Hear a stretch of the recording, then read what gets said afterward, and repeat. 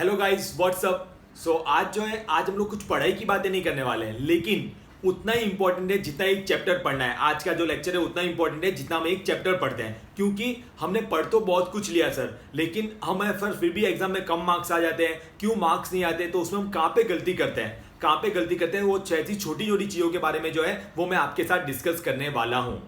ठीक है, तो देखिए यहाँ पे मैंने स्पेशली हेडिंग क्या दिया है, how to write answers in EBCL, economic business and commercial law. क्योंकि मेरा हमेशा ये मानना है कि हर एक सब्जेक्ट वाइज जो है पेपर लिखने का तरीका अलग अलग होता है। ठीक है, अलग अलग होता है, तो सब्जेक्ट वाइज आपको देखना चाहिए कि उसमें कैसे लिखना है और क्या लिखना है। ठीक है, अब यहाँ पे मैं बेसिकली जो टारगेट रखने वाला हूँ, पहला आपका ईबीसीएल जो है, ईबीसीएल में आपको आंसर जो है वो कैसे लिखने चाहिए। ठीक है, और मैंने उसको डिवाइड कर दिया है 3 mark question, 4 mark question, 5 marks question and case study. ये 4 पार्ट में हम इसको डिवाइड करेंगे और उसको हम लोग देख लेंगे कि हमें आंसर्स को कैसे फ्रेम करना चाहिए। ठीक है, तो चलिए सबसे पहले without wasting your time let's come to the 3 mark question. अब जो 3 मार्क के क्वेश्चन होते हैं ना, उसमें अगर सिंपल एक है ना रूल बताओ ना, तो सीधी बात नो बकवास। ठीक है, 3 मार्क्स वाला क्वेश्चन के लिए सीधी बात नो बकवास। जो आपको क्वेश्चन पूछा गया है डायरेक्टली उसी पॉइंट पे आइए और वो लिखना स्टार्ट करिए। कंटेंट ज्यादा हो कम हो आपके पास, लेकिन डायरेक्टली आपको वही बात लिखनी है। नो डाउट कंटेंट बहुत ज्यादा हो सर, 2 पेज का आंसर और वो 3 मार्क में पूछ लिया, तो आपको उसको कट शॉर्ट करके लिखना है। और कंटेंट ही अगर ऑलरेडी कम हो तो है ना, वो आप लोग है ना उतना का उतना कंटेंट पूरा लिख दीजिए। बहुत बार स्टूडेंट मुझे है ना, जो 11-12 की उनकी हैबिट बनी होती है, बहुत बार आके पूछते हैं सर कितने पेज भरने हैं। भाई यहाँ पे आप पेज भरने के लिए नहीं है, यहाँ पे आप लॉ के बारे में लिख रहे हैं। तो आपका जो कंटेंट रहेगा ना, वो मैटर करता है कि आपने उसमें लिखा क्या है, ना कि आपने एक पेज कितने भरे हैं। क्योंकि यहाँ पे लॉ एप्लीकेबल होता है, यहाँ पे कानून एप्लीकेबल होता है, यहाँ पे सेक्शंस एप्लीकेबल होते हैं, यहाँ पे केस लॉज होते हैं। तो आपको है ना आपका कंटेंट जो रहेगा वो बहुत ही इंपॉर्टेंट रहेगा। तो 3 मार्क वाले सिंपल रूल बोले सब लोग मेरे साथ, सीधी बात नो बकवास। जैसे कि मैं आपको कुछ क्वेश्चंस बोलता हूं, जैसे हमने जो चैप्टर्स देखे भी ऑलरेडी, जैसे कि explain the salient feature of real estate regulation and development act 2016। RERA का क्वेश्चन है, सैलिएंट फीचर्स बताइए। तो नो डाउट आपके ना 10-12 पॉइंट्स होंगे उसमें, तो आपको सीधा the following are the salient features of real estate regulation and development act. और देखो हम जब पढ़ते हैं और बोलते हैं तो अब हम शॉर्टकट यूज करते हैं रेरा रेरा, वहां पे पूरा का पूरा लिखना है आपको, वहां पे पूरा का पूरा लिखना है the following are the salient feature of real estate regulation and development act 2016। ठीक है, आराम से हेडिंग दे दिया, कॉलम की साइन लगा दी, एक लाइन छोड़ के पॉइंट। और जब भी पॉइंट भी लिखते हैं तो एक पॉइंट खत्म होने के बाद एक लाइन छोड़ के लिखना है आप लोगों को नेक्स्ट पॉइंट। क्लियर हुआ? तो अब ये 3 मार्क है, तो आप आराम से 6 to 7 पॉइंट लिख सकते हैं। 6 to 7 पॉइंट्स आप लोग जो है वो लिख सकते हैं। एक और क्वेश्चन देखते हैं, explain the rights and duties of allottee under the real estate regulation and development act. ठीक है, again rights and duty, following are the rights and duties. ठीक है, 3 मार्क का है तो 6-7 पॉइंट जो है वो बहुत ही ज्यादा हो गया, उससे ज्यादा आप लोग को नहीं लिखना है। ठीक है, कुछ क्वेश्चन हम लोग और देखते हैं जो 3 मार्क में जनरली आते हैं। State the provisions regarding punishment of बेनामी ट्रांजेक्शन इनकॉर्पोरेटेड द बेनामी ट्रांजेक्शन एक्ट। अब जनरली पनिशमेंट और ऑफेंसेस के लिए है, वो तो आपको देखो, अगर 3 मार्क का क्वेश्चन ही डायरेक्टली वैसा आ जाए तो आपको पनिशमेंट जो है वो पनिशमेंट आपको लिखनी पड़ेगी। आप ऐसा वहां पे नहीं लिख के आ सकते एज प्रिस्क्राइब्ड, एज स्पेसिफाइड। ठीक है, क्योंकि वो सर अब याद रखनी पड़ेगी। जी हाँ, और बेनामी वाली तो पनिशमेंट बहुत इंपॉर्टेंट भी है। ठीक है, अमेंडमेंट आया था 2016 में एंड ऑल, तो वहां पे आपको पनिशमेंट में नंबर्स एंड ऑल लिखने पड़ेंगे। दूसरा सवाल जनरली जो स्टूडेंट पूछते हैं, सर सेक्शन का क्या करना है। ठीक है, अब देखो मैं सिंपल हमेशा रूल बोलता हूं कि सेक्शन नंबर में ऐसा है, अगर आप लोग सेक्शन नंबर लिख रहे हैं और एकदम करेक्ट आपको पता है यही है, तो ही सेक्शन नंबर मेंशन करिए, वरना आपको कंटेंट राइट होगा, आपने जो लिखा हुआ है वो राइट है, लेकिन अगर आपका सेक्शन नंबर रॉन्ग है तो शायद आपको 0 मार्क भी मिल सकता है। तो सेक्शन नंबर, केस लॉ का नाम। ठीक है, अब केस लॉ कैसे लिखना है, अगर पर्टिकुलर वो कोई है ना जजमेंट हो कोर्ट का, तो आपने पूरा अपना सॉल्यूशन लिख दिया जो भी लिखना है, उसके बाद एंड में केस का नाम कि कौन से केस में ये जजमेंट आया था, या स्टार्टिंग में इन दिस केस, मतलब जो भी केस का नाम है, द कोर्ट हेल्ड है। ठीक है, लेकिन नहीं पता है, रॉन्ग पता है, आधा अधूरा पता है, मत लिख के आइए। कैसे लिख देंगे, in one of the case the court held है। ठीक है, तो ये हमारा आ गया 3 मार्क वाले में। 4 मार्क वाले में डिपेंड करता है आपको जो क्वेश्चन पूछा गया है, उसका जो है उसकी लेंथ कितनी है। ऑलरेडी अगर आपके पास कंटेंट अच्छा खासा है, 4 मार्क का क्वेश्चन है और कंटेंट अच्छा खासा है, ठीक है, तो आप लोग क्या करेंगे, डायरेक्टली वो कंटेंट लिख दीजिए। अगर आपको लग रहा है सर 4 मार्क का है लेकिन कंटेंट बहुत ही थोड़ा सा है हमारे पास, तो उस चैप्टर के बारे में जो इंट्रोडक्टरी पार्ट होता है ना, या कोई टर्म होता है उसमें, तो पहले वो टर्म को समझा दीजिए, फिर एक लाइन छोड़ के जो आंसर पूछा गया है वो लिखिए। ठीक है, जो आंसर पूछा गया है वो लिखिए 4 मार्क के लिए। 5 मार्क्स के लिए कंटेंट आपके पास कम है, कंटेंट आपके पास ज्यादा है, थोड़ा सा जो रहेगा आप लोग को इंट्रोडक्शन के फॉर्म में लिखना पड़ेगा। मतलब जो क्वेश्चन पूछा है, जैसे फॉर एग्जांपल अगर पूछ लिया what is the process of money laundering, what are the stages of money laundering, तो हमें पता है 3 स्टेज होते हैं उसके, ठीक है, इनिशियल स्टेज, लेयरिंग स्टेज और इंटीग्रेशन स्टेज। तो आप डायरेक्टली ऐसा नहीं 5 मार्क का पूछा है तो ये लिख दिया, तो पहले आप थोड़ा सा ना इंट्रोडक्शन वाले जो हेडिंग होते हैं उसमें से आप लोग 1-2 पॉइंट उठा सकते हैं, फिर 1-2 लाइन छोड़ के, 1 लाइन छोड़ के उसका है ना मनी लॉन्ड्रिंग का मीनिंग लिख सकते हैं। The following are the stages, ठीक है, तो डायग्राम के फॉर्म में जैसे 3 बार अपने स्टेज बना दिए वो लिख दिए, और उसके बाद एक स्टेज लिख के उसको आप लोग है ना प्रॉपर्ली है ना आंसर लिख सकते हैं। क्लियर? और आपको मतलब नीटनेस दिखनी चाहिए पेपर लिखते हुए।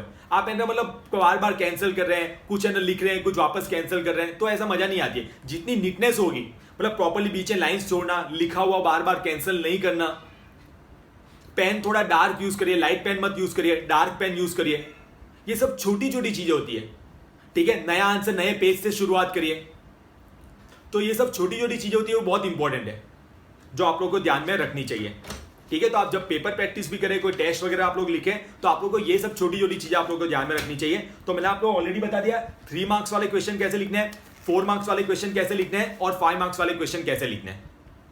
क्लियर? अगेन एक बार रिपीट कर देते हैं। 3 मार्क्स वाले के लिए सीधी बात, नो बकवास। 4 मार्क्स वाले के लिए डिपेंडिंग अपॉन द कंटेंट, ठीक है, डिपेंडिंग अपॉन द कंटेंट। अगर आपके पास जो ऑलरेडी कंटेंट जो अवेलेबल है वो एडवोकेट है, तो आपको कुछ भी है ना आलतू फालतू नहीं लिखना है। बाय चांस जो पूछा गया वो बहुत छोटा सा आंसर है और 4 मार्क में पूछ लिया, जो होता है एक्सक्यूटिव लेवल पे तो बहुत ज्यादा होता है, तो आपको उस पर्टिकुलर टॉपिक के रिलेटेड थोड़ा सा इंट्रोडक्शन कहीं से आप उठा सकते हैं। फिर वो 5 मार्क में भले ही कितना ही ज्यादा कंटेंट हो या कम हो, आपको पहले थोड़ा इंट्रोडक्शन के फॉर्म में लिखना ही पड़ेगा, उसके आंसर्स के पे मतलब बोलते हैं तैयारियां करनी पड़ेगी, उसके बाद आप मेन आंसर पे पहुंचे। लेकिन वो इंट्रोडक्शन और डेफिनेशन और मीनिंग में इतना लंबा मत कीजिए ना कि आंसर पे ही ना पहुंच पाए। थोड़ा सा 2 से 3 पॉइंट डेफिनेशन है, एक आधी डेफिनेशन समझा दी, फिर डायरेक्टली है ना आप लोगों को वो आंसर दिख जाना चाहिए, ठीक है। ये 5 मार्क वाले के लिए हो गया।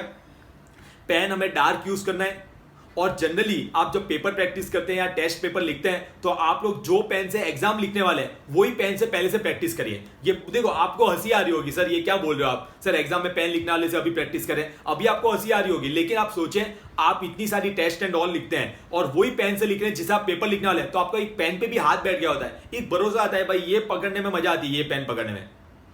मैं हमेशा यही करता था एज ए स्टूडेंट, जिस पेन से जो है मैं पेपर लिखने वाला था उसी पेन से मैं पूरे साल में पेपर प्रैक्टिस करता था, ताकि एग्जाम में नया नहीं लगे, ठीक है। पेन डार्क होनी चाहिए, नीटनेस दिखनी चाहिए लिखते हुए। भाई आप खुद देखो, आपने आंसर लिखा, यार कैसा लग रहा है, यार मस्त लग रहा है यार, ये देख के तो हर कोई मार्क्स दे देगा। और आपने खुद ने लिखा, आप देखा यार क्या खिचड़ी पकाई है मैंने, जब आपको खुद को ही भरोसा नहीं हो रहा है क्या मैंने कितना बेकार लिखा है, तो सामने वाले को कैसे होगा यार, एकदम लॉजिकल बात है। अब आते हैं केस स्टडी पे, ठीक है। जो केस लॉज एंड ऑल जो आते हैं वो सब कैसे लिखने होते हैं। अगर वैसे तो मैंने आपको ऑलरेडी बता दिया है, अगर आपने कंज्यूमर प्रोटेक्शन एक्ट का जो मेरे पूरी सीरीज चली थी उसमें जो एकदम लास्ट लेक्चर था, वहां पे मैंने आपके साथ केसेस डिस्कस किए हैं और वहां पे बताया भी गया है कैसे लिखना है। एक बार वापस रिपीट कर देता हूं, और बाकी है ना मैंने वहां पे केसेस जो थे वो ऑलरेडी प्रॉपर्ली डिस्कस किए हुए थे और कैसे लिखने वो भी बताया। कंज्यूमर प्रोटेक्शन एक्ट के लास्ट लेक्चर की बात कर रहा हूं मैं, ठीक है। अभी वापस बता देता हूं, कोई भी केस आ रहा है ना, कोई भी केस आ रहा है, तो सबसे पहले तो केस पढ़ के आपको उसका क्या फाइनल सॉल्यूशन आएगा वो आपको पता चल जाना चाहिए। वो अगर आपको पता है ना तो आपको लिखने की मजा आ जाएगी, लेकिन नहीं पता है तो आपकी प्रॉब्लम थोड़ी सी बढ़ सकती है। तो छोड़ के तो हमें कुछ नहीं आना है, ठीक है, पेपर छोड़ के तो नहीं आना है। देखिए हम लोग क्या करेंगे, पहले आपने ना केस पढ़ा, आपको पता चल गया, ये कंज्यूमर प्रोटेक्शन एक्ट की बात कर रहा हूं, आपको पता चल गया कि ये जो है ना, ये केस में ना सवाल ये है कि डेफिशिएंसी इन सर्विस है या नहीं है। तो आप लोग पहले क्या करेंगे, डेफिशिएंसी इन सर्विस को पूरा एक्सप्लेन कर देंगे। पहले है ना पैराग्राफ में, पहले पॉइंट में आप लोग क्या करेंगे, डेफिशिएंसी इन सर्विस को पूरा प्रॉपर्ली एक्सप्लेन कर देंगे। क्लियर? वो एक्सप्लेन कर दिया, एक लाइन छोड़ेंगे, एक लाइन छोड़ के फिर जो केस पूछा गया ना उसके फैक्ट्स लिख देंगे आप लोग। जो केस पूछा गया ना, मतलब ऐसा नहीं आपने केस में जो लिखा है वही सेम लिख दिया, उसको थोड़ा कट शॉर्ट करके, थोड़ा सेंटेंस को तरोड़ मरोड़ करके, तोड़ मोड़ करके वो लिख देंगे फैक्ट्स, ठीक है। फिर एक लाइन छोड़ के फाइनल आंसर, लास्ट पैराग्राफ में final answer, as per the above provision and as per the facts of this case, ये इसका सॉल्यूशन रहेगा। और अच्छे से आप एक और पॉइंट सुनना, अगर आप जो केस पढ़ के गए और वही एग्जाम में भी आ जाए, आप 100% श्योर है कि इसका आंसर यही होगा, तो जो आपने लिखा है ना आंसर, कंक्लूजन क्या है, it will be considered as deficiency in service, और आपको पता है ये आंसर करेक्ट ही है, तो उसको अंडरलाइन कर दो भाई, ये मेरा पेंसिल से अंडरलाइन कर दो, ये मेरा करेक्ट आंसर है, ये मेरा करेक्ट आंसर है। क्योंकि जब केस लॉस कोई चेक भी करते हैं तो ऊपर से नहीं चेक करते, पहले लास्ट में देखते हैं भाई इसका फाइनल आंसर क्या है। तो अगर आपने ना फाइनल आंसर आपने अंडरलाइन किया है और वो आंसर अगर आपका करेक्ट है तो जो चेक करने वाला होता है ना वो भी क्या देखेगा, यार ये फाइनल आंसर तो करेक्ट ही है, ऊपर वाला कंटेंट ही सिर्फ थोड़ा देख लेगा, और बहुत बार तो देखे भी नहीं आपको मार्क्स भी मिल सकते हैं। ठीक है, लेकिन सर हम श्योर नहीं है तो हम अंडरलाइन करें क्या? नहीं रे बाउलो, ऐसा नहीं करना है। अगर आप श्योर नहीं है आपका आंसर राइट है या रॉन्ग है और आपने अंडरलाइन कर दिया और वो आंसर अगर रॉन्ग निकला, मतलब आप खुद बोलो देखो मेरा ये रॉन्ग आंसर है, आप ऊपर का आंसर चेक भी मत करना, रॉन्ग लिखा है मैंने, पता चल रहा है? तो अगर आप श्योर है तो अंडरलाइन कर दिए, ये देखो मैंने एकदम करेक्ट आंसर लिखा है, सामने वाले का काम आसान बना दिया आपने, उसको चेक करने में बहुत आसानी रहेगी। लेकिन अगर आप आंसर आपने रॉन्ग लिख दिया है, ठीक है, तो अंडरलाइन करके मत बताओ ये देखो मैंने रॉन्ग आंसर, वो क्यों बताना, ढूंढने दो ना सामने वाले को। अगर आपने कुछ हाईलाइट ही नहीं किया ये मेरा आंसर है, तो जो चेक करने वाला वो ऊपर से पढ़ेगा, और ऊपर से पढ़ेगा तो उससे देखा प्रोविजन कौन सा है, फैक्ट्स क्या है, तो क्या पता थोड़ी दया करके आपका आंसर रॉन्ग भी है तो 4 में से एक आधा मार्क तो दे दे। सर 0 दे दिए तो वैसे ही तुम लगा आंसर रॉन्ग होगा, 0 ही मिलने वाला था, लेकिन आपने आंसर हाईलाइट नहीं किया इसलिए वो आंसर ऊपर से पड़ेगा, तो शायद आपको थोड़े बहुत मार्क मिलने के चांसेस बढ़ जाते हैं। क्लियर हुआ? श्योर। तो ये छोटी तरफ से मेरा एफर्ट था कि आप लोगों में मदद कर पाऊं कि भाई अभी है ना ये आपको आंसर्स कैसे लिखने चाहिए। क्लियर? तो होपफुली ये वीडियो जो है आपको हेल्प करेगा, और अगर आपको ये वीडियो अच्छा लगा हो तो आगे भी शेयर कर अपने फ्रेंड्स को भी बताएं कि कैसे आप लोग आंसर लिख सकते हैं। टेंशन मत लीजिए, अभी हमारे ईबीसीएल के 6-7 चैप्टर्स आने लिए हैं, इसलिए मैं ईबीसीएल पे वीडियो बनाया है मैंने। बहुत जल्द मैं सिक्योरिटी लॉ में जैसे अब चैप्टर्स लेना स्टार्ट करूंगा तो सिक्योरिटी लॉ पे भी जो है मैं आपको ऐसे गाइडेंस देता जाऊंगा। मेरा हमेशा ये मानना है सब्जेक्ट वाइज जो रहता है वो पेपर लिखने का तरीका होता है। अच्छा, कोई ऐसा आंसर आ जाए जिसका लॉ से लेना देना नहीं है, कोई सेक्शन नंबर नहीं है, कोई एक्ट नहीं है, ओपन आंसर है, तो उसमें जो लिखा हुआ है कंटेंट है ना उसमें आप अपना खुद का भी ऐड ऑन कर सकते हो। लेकिन हमें पता है सर हमारी खुद की लैंग्वेज कैसी निकलती है, तो ओवर स्मार्टनेस नहीं दिखानी है, पढ़ के एग्जाम में आप कुछ पॉइंट अपने ऐड ऑन कर सकते हो।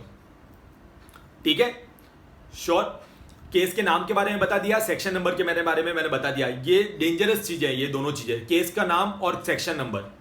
रॉन्ग लिख दिया ना, मतलब कंटेंट कितना भी अच्छा लिखा होगा मार्क्स गए, राइट लिखा होगा कंटेंट भी अच्छा लिखा हुआ है, अरे यार जबरदस्त मजा आ जाएगी तुम लोगों को। ठीक है? तो ये छोटी छोटी चीजें होती है जहां पे ना स्टूडेंट मार्क खा जाते हैं। ठीक है? तो मैंने अपनी तरफ से एफर्ट पुट किया है, ट्राई किए कि आपको मैं गाइडेंस दे पाऊं और है ना आप उसको प्रॉपर्ली अच्छे से फ्रेम कर पाए। ठीक है? Thank you so much all of you for watching this video.